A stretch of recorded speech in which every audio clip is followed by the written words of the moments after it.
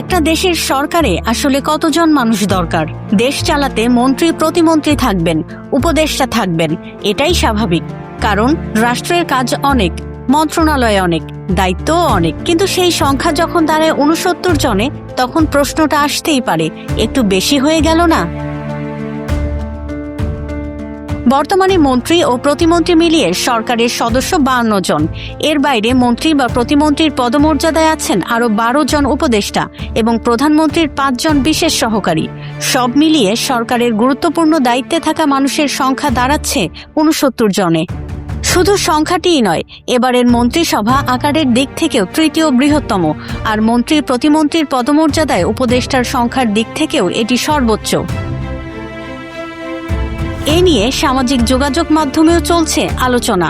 সাংবাদিক মাসুদ কামালের একটি ফেসবুক পোস্টের মন্তব্যের ঘরে দেখা গেছে পক্ষে বিপক্ষে নানা মত। কেউ বলছেন বড় সরকার মানেই বেশি কাজের সুযোগ, আবার কেউ প্রশ্ন তুলছেন এতজনকে দায়িত্ব দেওয়ার প্রয়োজনটা আসলে কতটুকু। সরকার গঠনের মাত্র ৬ মাসের মধ্যেই মন্ত্রিসভার আকার আরও বড় হয়েছে। নতুন করে যুক্ত হয়েছেন ৪ জন মন্ত্রী ও ২ জন প্রতিমন্ত্রী। এখানে আসে আরেকটি প্রশ্ন, সরকার কি ছোট ও কার্যকর হওয়া উচিত, নাকি বড় হলে কাজের পরিধি আরও ভালোভাবে ভাগ করা যায়? সুশাসনের জন্য নাগরিকের সম্পাদক বদিউল আলম মজুমদার মনে করেন, নির্বাচনের আগে বিএনপি ছোট আকারের কার্যকর সরকার গঠনের কথা বলেছিল। তার মতে সরকার যত ছোট হবে কাজ তত ভালো হওয়ার সুযোগ থাকে। অতীতে বড় সরকারে বিশৃঙ্খলাও বেশি দেখা গেছে। ৭২ ঘন্টা ময়েশ্চার লক সমৃদ্ধ লিলি বডি ওয়াশ, শিয়া বাটারের গুডনেস স্কিন রিপেয়ার করে রাখে সফট ও গ্লোয়িং। তবে বড় মন্ত্রিসভা বাংলাদেশে নতুন কিছু নয়। ১৯৯১ সালে খালেদা জিয়ার প্রথম সরকার শুরু হয়েছিল ৩৪ সদস্যের মন্ত্রিসভা দিয়ে। পরে বিভিন্ন সময়ে মন্ত্রী, প্রতিমন্ত্রী ও উপমন্ত্রী যুক্ত হয়ে সেই সরকারের বিভিন্ন পর্যায়ে দায়িত্ব পালনকারীর সংখ্যা ৫০ জনের কাছাকাছি পৌঁছায়। ১৯৯৬ সালে শেখ হাসিনার প্রথম সরকারও শুরু হয়েছিল তুলনামূলক ছোট মন্ত্রিসভা নিয়ে। পরে ধাপে ধাপে মন্ত্রী, প্রতিমন্ত্রী ও উপমন্ত্রী যুক্ত হন। পুরো মেয়াদে ৫১ জন মন্ত্রিসভায় দায়িত্ব পালন করেন।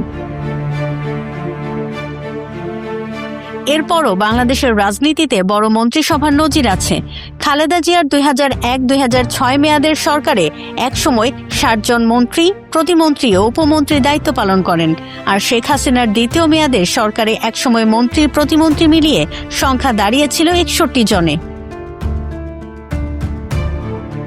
অর্থাৎ আজকের ৬৯ জন একেবারে নজিরবিহীন নয়, তবে সংখ্যাটি নিঃসন্দেহে বড়। কিন্তু এখানেই আসল প্রশ্ন, সরকারি মানুষ বেশি থাকলেই কি কাজ বেশি ভালো হয়? একটি সরকারের মূল উদ্দেশ্য তো মানুষের জন্য কাজ করা। সাধারণ মানুষ দেখতে চায় দ্রব্যমূল্য কমছে কিনা, কর্মসংস্থান বাড়ছে কিনা, শিক্ষা ও চিকিৎসার মান উন্নত হচ্ছে কিনা, রাস্তাঘাট ঠিক হচ্ছে কিনা, সরকারি সেবা নিতে গিয়ে হয়রানি কমছে কিনা। মানুষের কাছে মন্ত্রীর সংখ্যা হয়তো সবচেয়ে গুরুত্বপূর্ণ বিষয় নয়, তারা জানতে চায় তাদের জীবন কতটা সহজ হলো।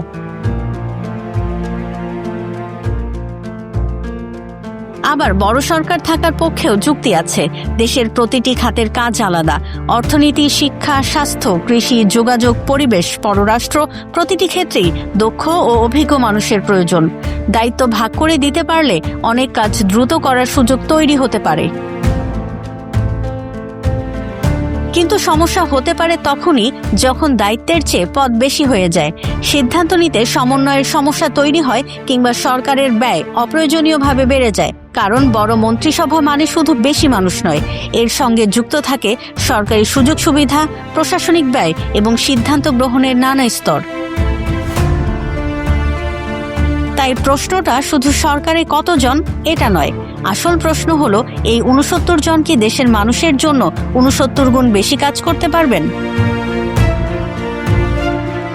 সরকারে ৫০ জন থাকুক, ৬০ জন থাকুক কিংবা ৬৯ জন, সংখ্যার চেয়ে গুরুত্বপূর্ণ হলো তারা কতটা দক্ষতার সঙ্গে দায়িত্ব পালন করছেন।